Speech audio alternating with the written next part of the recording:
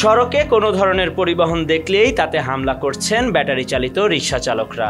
বৃহস্পতিবার রাজধানীর বিভিন্ন এলাকায় সড়ক অবরোধ করে আন্দোলন শুরু করেন রিকশা চালকরা। এদিন মোহাম্মদপুর বেড়িবাঁধ ৪ রাস্তার মোড় ও মহাখালীতে দেখা যায় সড়কে কোনো ধরনের পরিবহন সহ্য করতে পারছেন না তারা। বেলা ১টা নাগাদ বেড়িবাঁধ ৪ রাস্তার মোড়ে এসে ব্যাটারি চালিত রিকশার চালকের রোষানলে পড়তে দেখা যায় পায়ে চালিত রিকশা চালকদের।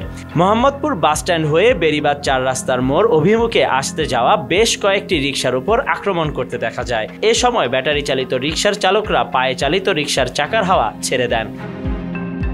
একই ঘটনা ঘটেছে সিএনজি চালিত অটোরিকশার সাথেও। অন্যদিকে মহাখালীতেও একই ঘটনা। এছাড়া বেড়িবাঁধ ৪ রাস্তার মোড় এলাকায় যাত্রীর অপেক্ষায় থাকা পাঠাও চালকরাও আন্দোলনকারীদের রোষানলে পড়েন। এ সময় কোনোভাবে মোটরসাইকেল রক্ষা করে পালিয়ে যেতে দেখা যায় পাঠাও রাইডারদের। হামলার ঘটনা দেখা যায় মাইক্রোবাস, ব্যক্তিগত পরিবহনেও।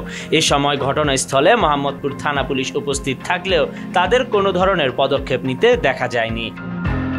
এদিকে মোহাম্মদপুরের শিয়া মসজিদ মোড় এলাকায় সকালে একই